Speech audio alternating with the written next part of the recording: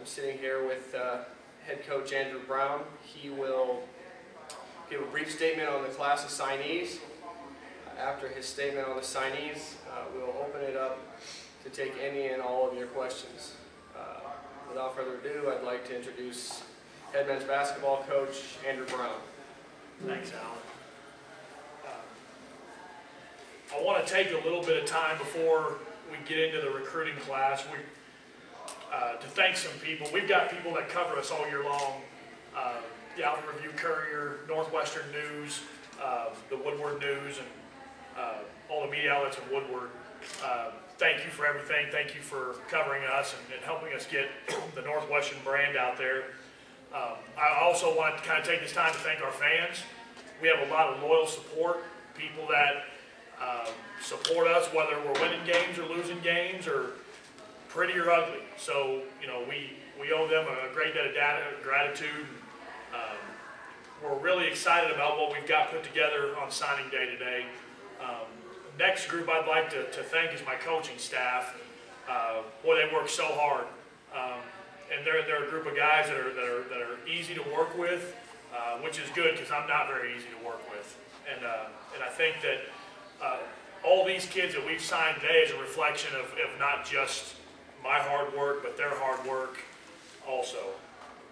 And I also do want to thank our sports information director, Alan Scarabello. Boy, he wears a lot of hats and has to do a lot of different things. He does a tremendous job, you know, getting here as late as he did and all the things that he's asked to do. He never says no, so we really appreciate his efforts in helping put this together. He does a great job.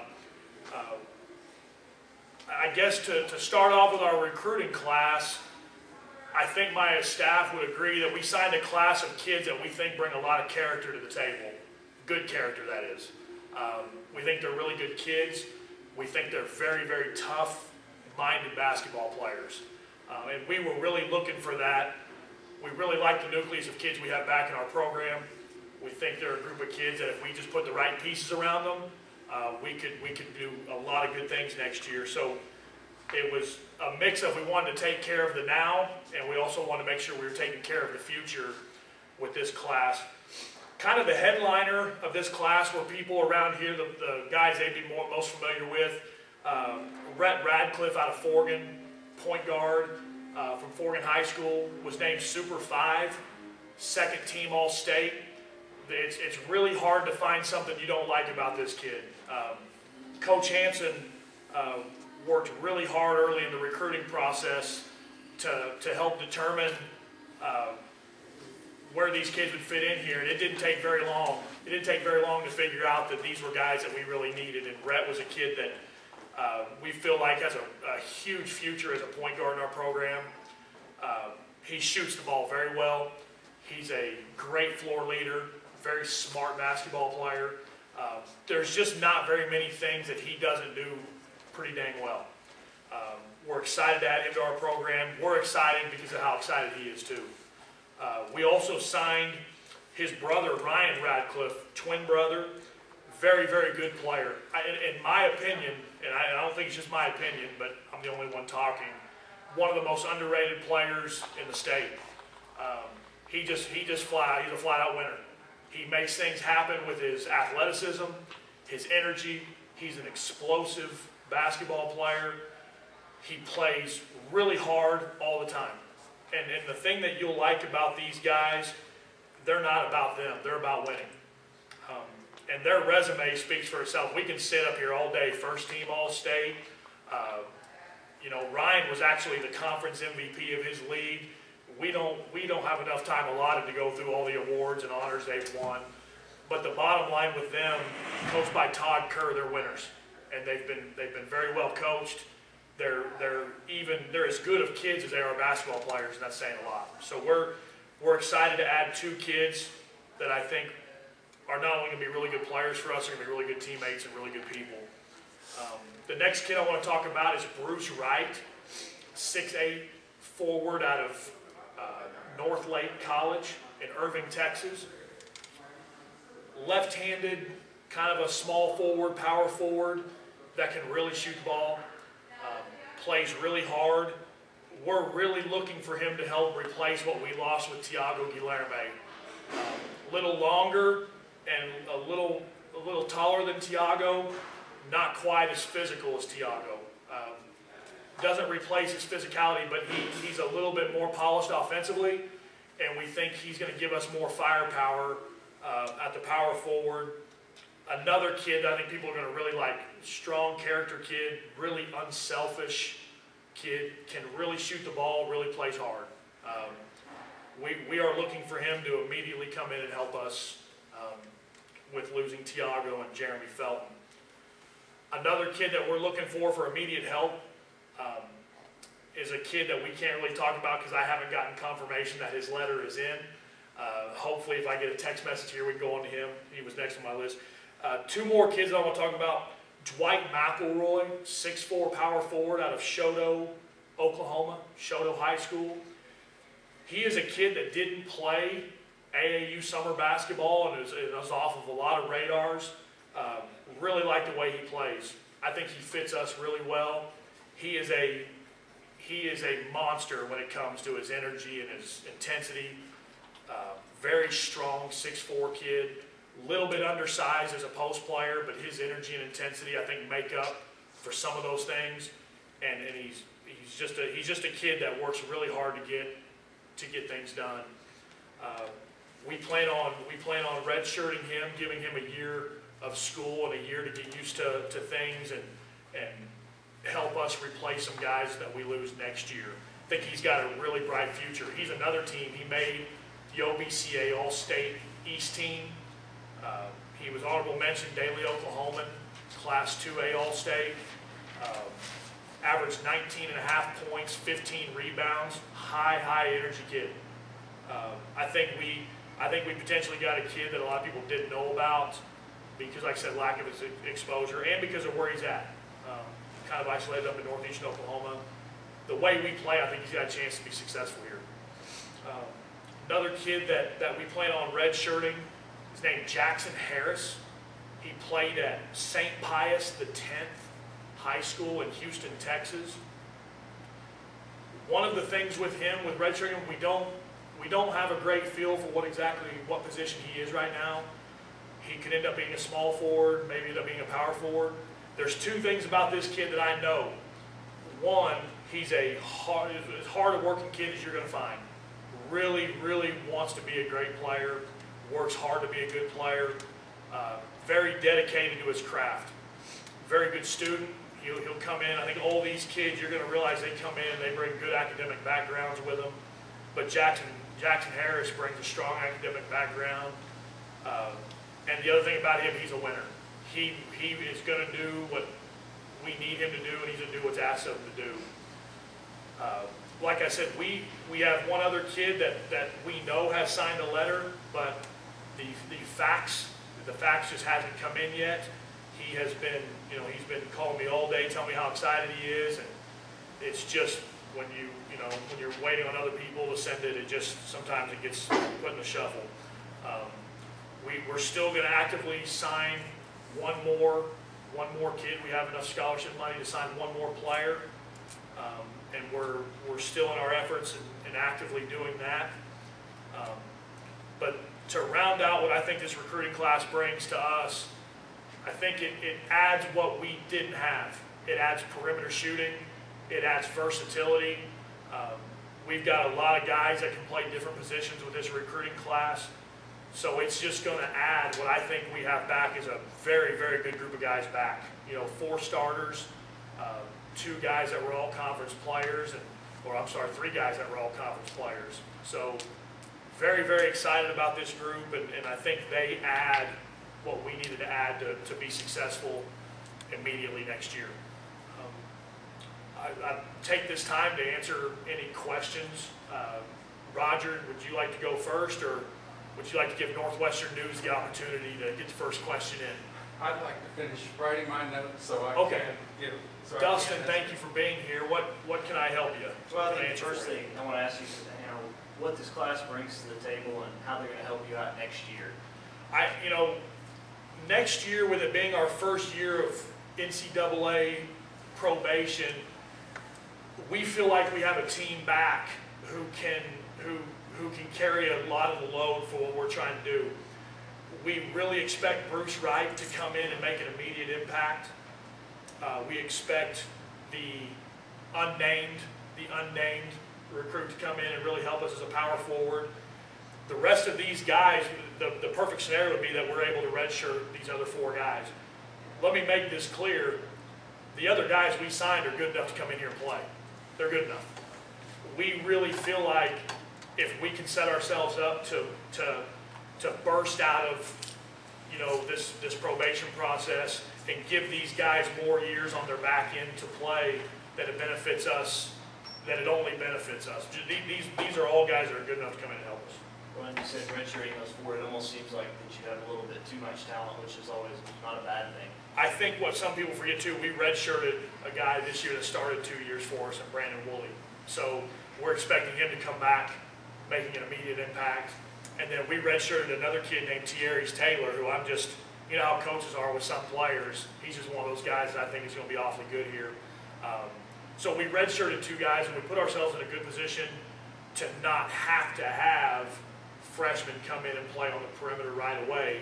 But we ran into a year where we wanted these guys, and because of our situation, we didn't know for sure if we were going to be able to get them, which is a credit to our coaching staff and those kids for seeing the big picture and wanting to be here. You think you have anybody of the caliber of your recently departed last year All-American? I think, well, you mean 2 years ago? Yeah. With Orrin Timms? Yeah. I think we have to be a different team. I don't think we brought in an Orrin Timms. You know, and I don't think for us to be good that we have to have an Orrin Timms. But you have to have a lot of guys that are on the same page. To answer your question, no, I don't think we brought in an Orrin Timms. He came in and was immediately an All-American and a first-team All-Conference player, Right. newcomer of the year. Bruce Wright's a very good player. He's not in that mold. We won't use him the same way. Where I expect us to be much better, and what I thought our Achilles heel was this year, we weren't good enough defensively. And I didn't think it was effort. We weren't good enough defensively because we were inconsistent player. I mean, we just had bad matchups with good players, but bad matchups. And so we feel like our matchups will be better next year. We feel like we're more versatile. We weren't a very versatile basketball team this year. Part of that being my fault because I didn't exploit some of the versatility we had, but the other part of it was we just weren't real versatile with the crew that we had. Well, you mentioned defense just then. You didn't mention defense too much, although you did mention intensity and defensive attributes like intensity. Yes. So this is a good defensive recruiting class. I feel like it is, but there's a lot of time between now and then. I got to see them on the floor, and I try not to get too high on new classes until they get here, until they blend in. But all indications would be I would expect us to be a much more physical team next year, a better defensive team. I think our problems defensively can be pointed as much at the head coach as you can our players. I think in some ways I was a little bit stubborn and trying to stick with one thing and maybe didn't put our guys always in the best position. But some of that being we didn't have enough of a crew out there that was defensive minded enough at the time too. I think it was a little mix of both. With these returners and the classes you've got coming in, how excited are you for the season to start and get back on basketball? I'm really excited to get these guys here. I'm excited about the direction that our school's going. This new league we're joining, the Great American Conference, is an exciting league to be a part of.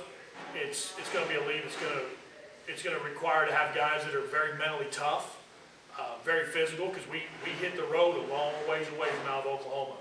So part of our opportunity is we've got to make sure we're putting the toughest team out on the floor because we're traveling farther than probably 6 or 7 of these teams in the league are traveling.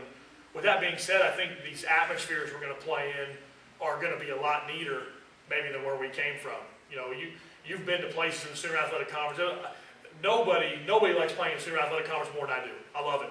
I mean, I love the fact that we're 2.5, 3 hours away from everybody. It's pretty close. But there's not a lot of teams that have our atmosphere. We're considered one of the best atmospheres in the conference, and I'm just telling you right now, if it stays status quo, our student body thinks we'll have to pick it up to be one of the best atmospheres in this new league. Harding is incredible. Their atmosphere is incredible.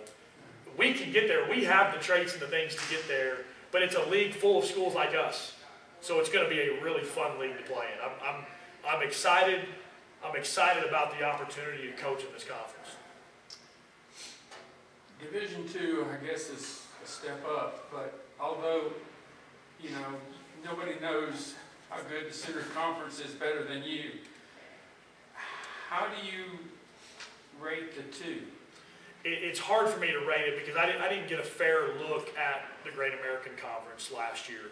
I know that a team we played that beat us finished 7th in the conference in Southwestern Oklahoma State, so I thought they were pretty good. So that league must be awfully good. The Sooner Athletic Conference is really good. And like I said, and I'll say this, when you finish tied for 8th in your league, anywhere you go is probably a step up. I mean, staying in the Sooner, we were going to need to step up our game. So I really like the Sooner Athletic Conference, but the way we're moving forward and the opportunity that we're getting to move forward and what I think is going to be just a really fun league to play in is a great opportunity. And obviously, it doesn't matter where we were playing. We had to get better in this recruiting class, bar none. And I fully believe we did that.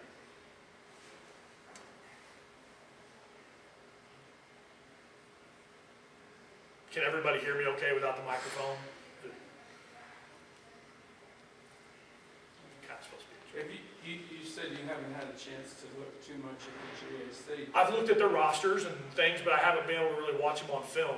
We were told, you know, we were going to be getting some information, and me and my coaching staff are going to get a look at some of their games from last year and get acclimated to what they do.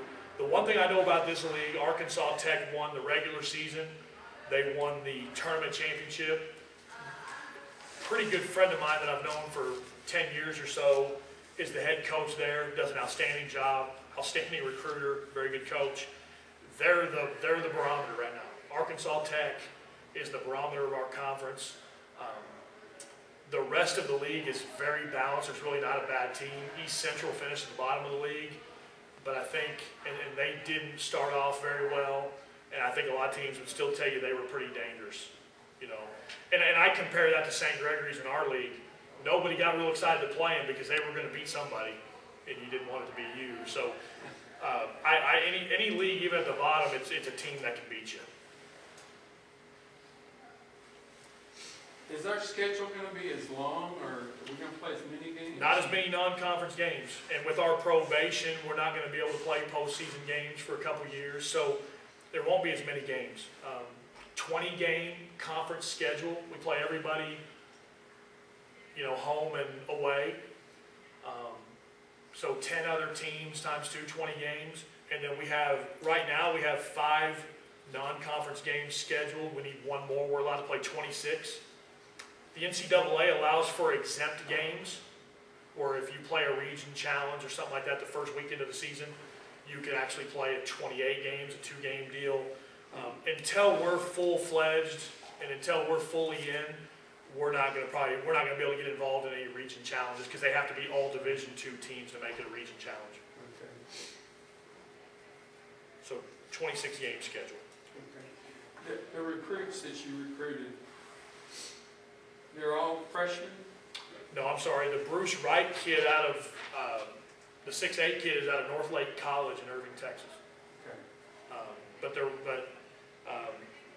What I released today was 4 high school kids, 1 junior college kid. We have a letter that I know for a fact has been signed, which would make it 5 high school kids, Okay. 1 transfer. Is that because the 5 high school? Is that because of no recruiting? Maybe for a transfer might be a little harder since we couldn't go to. I think. I think that possibly could be part of it. But if you've seen our recruiting classes the last couple of years, we've been pretty consistent about making a push to go get good high school kids. I mean, we've signed many more high school kids than transfers the last 2 or 3 years. So a little bit is just program philosophy. what I like, I think you have to have. I think the bottom line in recruiting is you got to get good players. I don't care if they're a one-year Division I transfer, a 3-year transfer, a high school kid. I don't care who they are. They got to be good players. So we feel like the guys that we got are very good basketball players, and we feel like they fit needs that we needed to address. You know, of these group of guys, what made Northwestern appealing to them? What was it that stood out that maybe said that that's where they want to go to school? I think they're teammates. Coach Hanson, you'd agree with that, wouldn't you? Sure. They're teammates. I mean, I think we work awfully hard, and I think we do a good job as a coaching staff. And you do go play for a coach. But I think what sold them, every one of them visited, what sold them is they like the coaching staff, and they really like their teammates. They're going to get in with a good group of guys. And I think that absolutely sold every one of these guys. And the reason I believe that is because they all committed after their visits. If you don't like your teammates, the visit isn't going to go as well. Well, and when you're bringing in these recruits, what's the biggest adjustment you've seen since you've been here at Northwestern from bringing in, say, these high school kids and to the college level? What's the overall adjustment that they've had to make in the first year? Strength and conditioning. I think that no matter where you come from in high school, is a physicality difference from the level they're coming from to the level they're going to. Probably the two best freshmen I've had, and one of them was when I was an assistant. Last year I was an assistant with Brandon Brown. Brandon Brown and Marshall Bell have made the two biggest impacts as freshmen since I've been here. Shane Hansen, my assistant coach now, would fall into that third category. All three of those guys started pretty much all year. And I think they would all tell you, and I'll brag a little bit on Marshall, I think he came the most physically ready. All three of those guys came in and produced, but I think they would all tell you that the weight room between their freshman and sophomore year was pretty important. And I think that's the biggest difference. Those guys were mature enough, they were good enough. There's a physicality difference that you can't prepare yourself for. You didn't recruit anybody who could help the baseball team, did you? I don't think I did. I always knew Jonathan was a really good baseball player, so it doesn't surprise me that he's having very good success out there. But no, we don't have any baseball or football stars in this group. Although Ryan Radcliffe was an awfully good football player for you. But no, I think we got some. These are all one sport. You're not going to let him play football, though, right? I don't think he has any desire to play football. I don't. Any other questions, guys? I do want to talk about one more guy. My SID told me that came in, DeMarcus Sparks, out of Aldine High School in Houston, 6'4" power forward. Everybody, Coach Hanson and I both saw this kid a lot. Very raw. He plays like he's 6'7" because he's got a 6'10" and a half, 6'11" wingspan, and he can really jump. Offensively, he's got a lot of upside. I think he will reach that upside. His work ethic is really strong. This is one of the kids who I feel like is going to have a chance to make us a lot better defensively. He averaged 15 points, 13 rebounds a game, averaged 6 to 6.5 blocks a game. Finished his senior season hurt. He really hurt his ankle bad, was really unproductive his last 3-4 games as senior, and it hurt them come playoff time.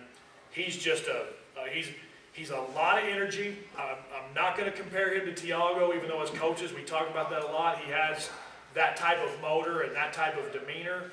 He's another kid. He's going to have to get stronger. He's going to have to get used to a different level. But I absolutely love the intangibles he brings. He's such a hard-working kid. I really think his best basketball is just going to really flourish ahead of him. So that gives us 6 for today, which was what we expected. Any questions about him? Houston seems to be a good recruiting ground, the Houston area. Coach Hanson and I like the weather down there. Pretty good. No, it all started with Brandon Brown. A good friend of mine put us on Brandon Brown when I was an assistant coach here. And we picked him up as hey, let's go get an extra guy and see what can happen. And he ends up being the conference freshman of the year. Helps us get to the Elite Eight of the national tournament. So started developing contacts. And what, you know, what I try to explain to people is that is a long ways to go recruit, but Houston's got 4.6 million people. So you go down there for a few days and you're going to see a lot more kids, and you're going to see just get hitting the road on a couple different days in a week. So what convinces those big city kids to come to little city Alva? Hey, Alva's a good place. You don't look at it on a map and fall in love with it. I love Alva, But it's a place when kids get here, they realize that they can succeed. They realize it's a place that when they come here, that people are going to care about them. It's a great place to play basketball. It's a great place to go to school. I mean, I'm telling you, I came to school here in 1995 as a freshman, and I said, I'm going to go drive around town, and I was back in 5 minutes. But, I mean, I'm still here. And I'm from Oklahoma City, and I'm from a city. I really like what people here do for students and athletes, and the way they treat Northwestern. Northwestern is a partner with this community. And, you know, kind of to close, you know, these things always happen. When you bring recruits to town, you're always, you know, what if they do this? What if this happens? You know, you don't always know how it's going to go. The people in our community are so unbelievable at embracing kids that we bring in. They make them feel at home. It's just a great place to play. It's a hidden treasure. And you can focus on what you don't have, but we've got a lot of things that a lot of people don't have. So once these kids get here, and I think my coaching staff will agree with this, once they get here, they realize this is a pretty good place. I mean, we don't lose many kids after we visit them. And part of that, you know, we do a pretty good job, I think, of going after kids that I think will like us. But part of that, too, is, I mean, I wouldn't say every one of these kids were just convinced about us at the beginning of the process. But I think they fell in love with their coaches, their teammates, and the atmosphere that they're going to be able to play in. So. Did Brandon help you with any of these things? No, you know, Brandon's living in Commerce, Texas right now. So but he, you know, Brandon went to Aldine High School. So, I mean, the coach there knows that Brandon came here and got his degree. He knows that he had a really good career here. So he, you know, he's adamant about pushing kids our way. So that's been a positive for us. But we've been all over that city. I mean, we've, you know, I think without, you know, we've got 3, you know, I think we're about to add 1 more from down there. So. Wheatley and Jones high schools are good in Houston too. They are. There's a bunch of them. North Shore, man, we can go all day. We can go all day. Oklahoma's got a lot of good ones too, and Forgan's probably been one of the best ones, and we snagged some good ones out of there. What people don't realize about Forgan, they beat the big boys too. Those aren't good Class B players. Those are really good. Those are some of the best basketball players in the state. You know, Medicine Lodge has always impressed me, and even Kiowa with their basketball players, especially their board players, especially Kiowa. Any of those players express interest in coming? We haven't really gone that area recruited. I mean, we've kind of found our niche and kind of, you know, you got to kind of get where you know where you're at and work that. But I mean, we'll go where they're at. We'll go wherever they're at. So, anything else, guys? Thank you so much for everybody being here, and Ride Rangers Ride.